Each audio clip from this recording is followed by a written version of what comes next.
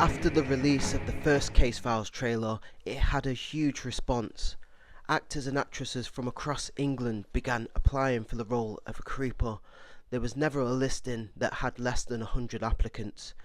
We wanted to give everyone the opportunity to come on set and showcase their talent. Some of the performers involved had never done anything like this before, and for some it was the first time on a film set itself.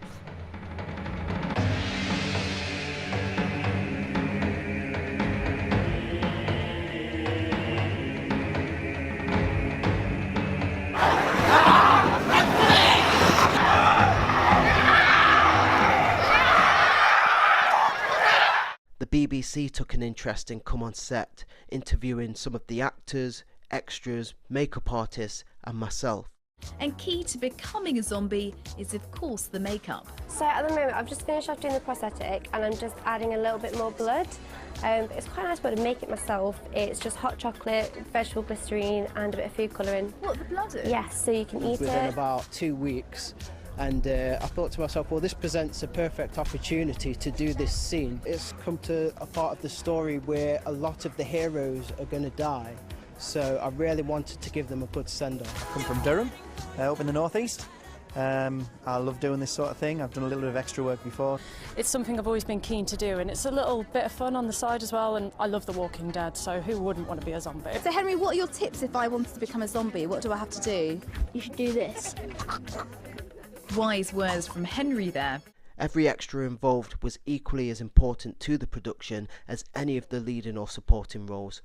At the same time as bringing people together, I was able to fulfill my vision of having swarms and stampedes of creepers chasing civilians and survivors in a terrifying onslaught.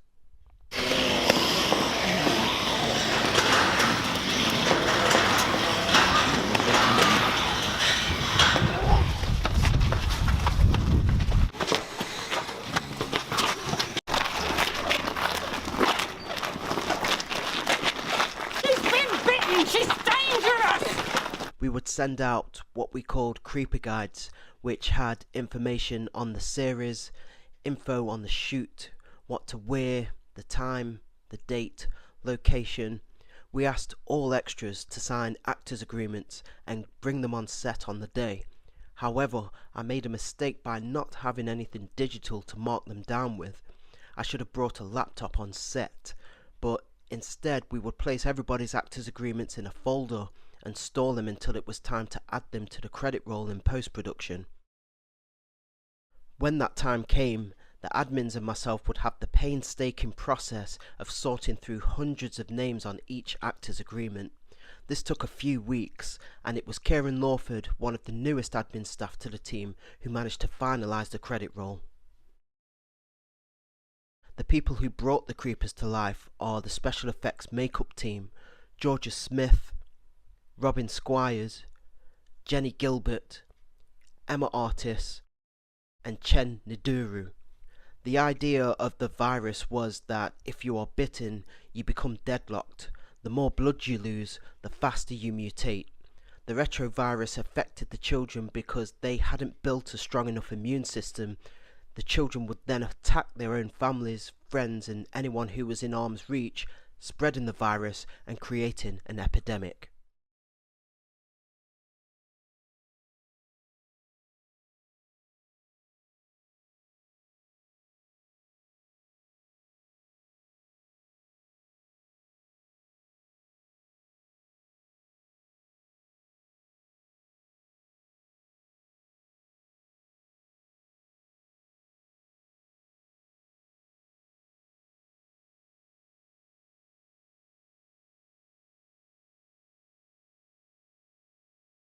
I just want you to be moving forward at a slow pace, okay?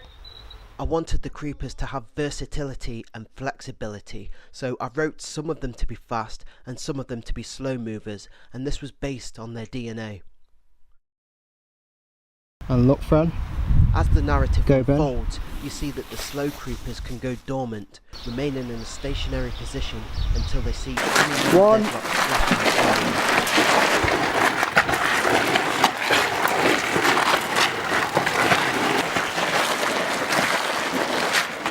Some of the creepers have instincts to play dead, then surprise their victims as they are walking past.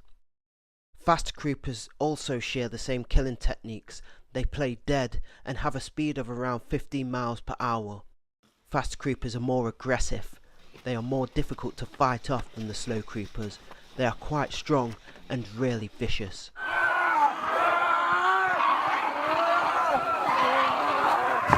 Growl!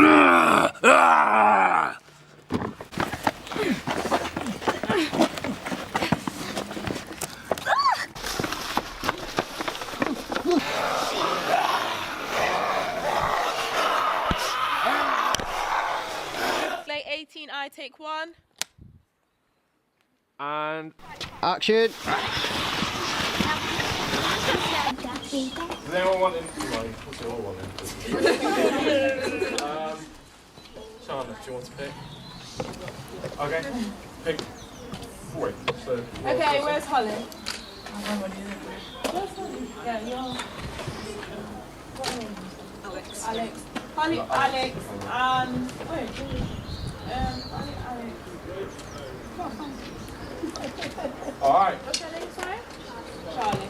Oh, Alright, so if we do the circling again, everyone start to circle, so through and just sort of.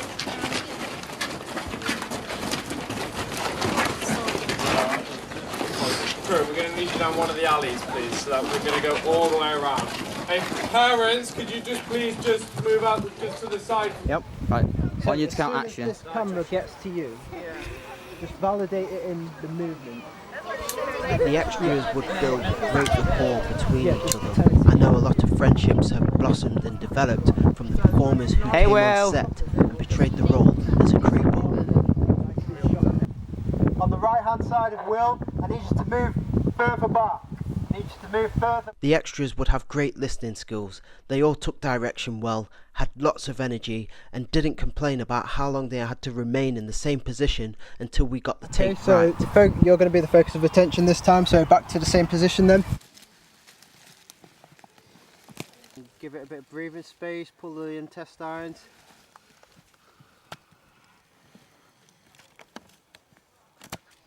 Rolling.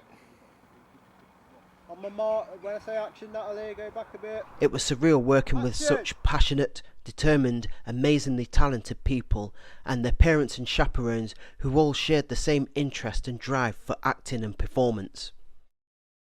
During the course of filming Case Files, I wasn't eating properly. I'd lost a lot of weight, so a massive thanks to Anita Fowler, Alicia Caitlin and Julie Donald who catered for the Kreepa scenes.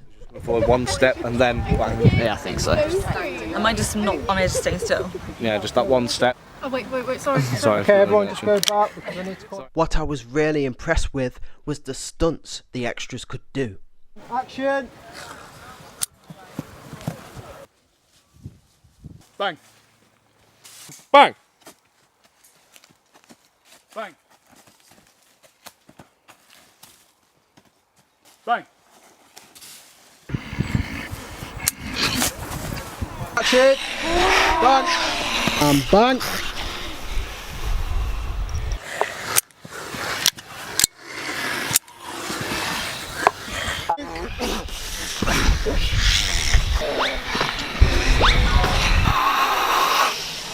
And action! Bam! Bam! Bam! Bam! Certainly confidence and charisma, sincerely fun to work with and great at working as a team. I encourage each and every performer to continue to showcase their skills and pursue a career in acting and performance.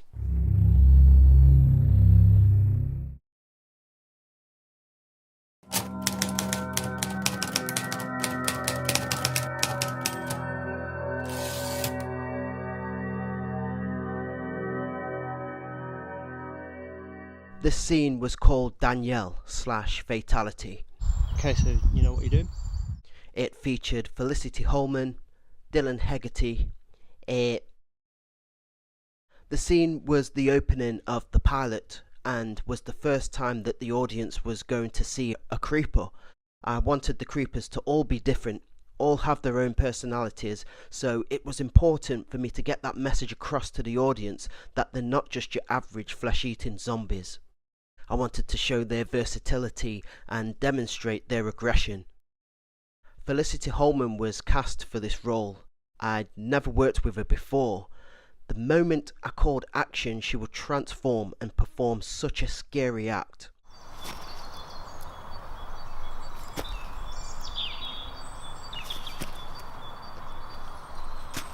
And when I called cut, she would return to being a normal little girl. It was amazing to watch. Felicity could do her own jumps. She was aggressive and had so much energy. She was game to do everything, and I was so impressed with her. You know, I said to her parents, you have such a talented girl here.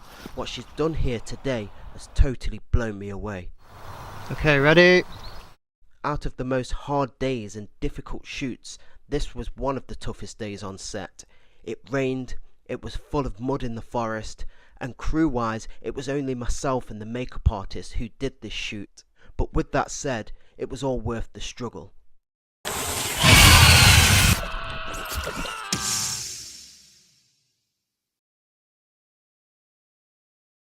Staircase B Kreepa didn't have a name. It was just Staircase B Kreepa, and she was portrayed by Michaela Bethan.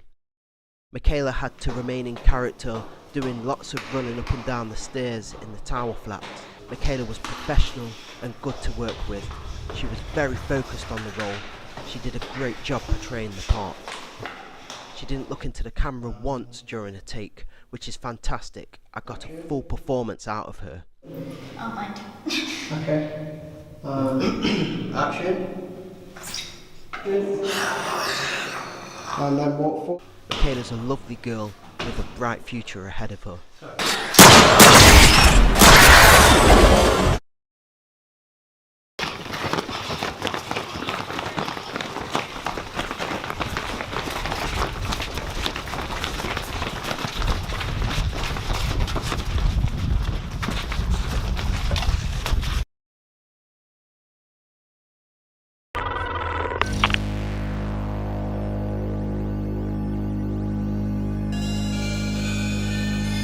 Tetrodotoxin formula inserted into anyone activates a retrovirus inside them that kills the white cells inside a human and later reanimates their body. A sophisticated dynamic equation was written between the tetrodotoxin and combined with the neolithic formula to merge them as one, which the scientists call SCP. The tetrodotoxin was applied to the patients to put them into a REM state, and electricity bolted through their bodies to tweak their brainwaves into an altered consciousness, reaching their dream state to manifest invisibility in real time, enabling stealth mode. The Neolithic formula cured the mentally ill. The formula had an equation of inoculation written into the biogen. When combined with the tetrodotoxin, the failsafe is still active, so if there were any breakages or spills, the subject exposed had an extended time to ingest the sedative. The sedative is now worth millions on the black market. The props are from hospitals, except the syringes, which could be difficult to use. Sometimes during a take they will begin to leak, and then everyone's getting sticky hands from the formula that's inside. The needles were real, so we had to be focused and take safety precautions and measures every time one was in use.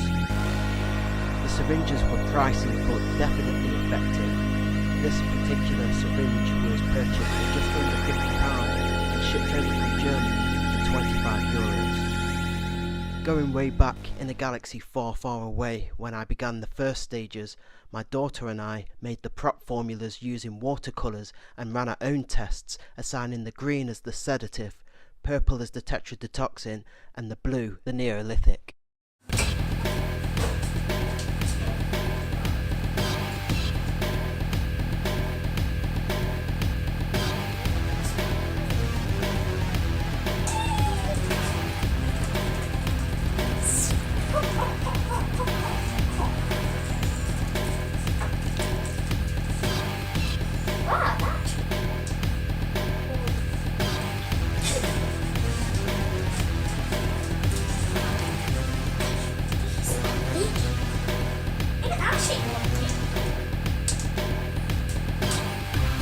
Something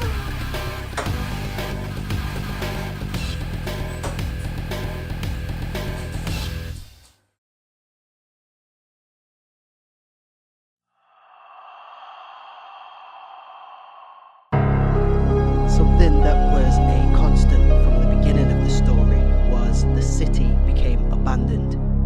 It was a challenging idea to write because I didn't like to write something if I had no intention of fulfilling it, and I was optimistic when I was writing each chapter. Everywhere we filmed had to be abandoned or look like it was abandoned. I stayed as true to the narrative as I could. An abandoned city meant that all the roads had to be empty when we did the car scenes, including the motorways.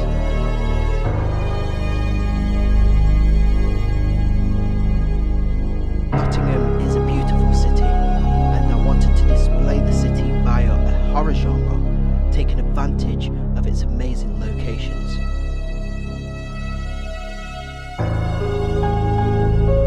No visual effects were applied to any of the footage. It was captured raw and as you see it. I wanted to show Nottingham in a whole different context and in a way that hadn't been expressed before.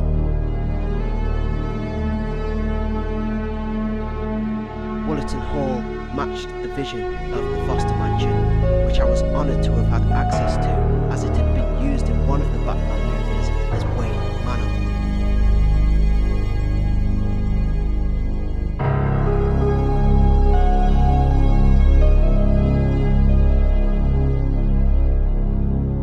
I tried to avoid using the more obvious locations that were signature to Nottingham, i.e. the castle, any of the stadiums or caves, the corner house, although the shot of the market house with an abandoned market square was something that I always wanted to capture.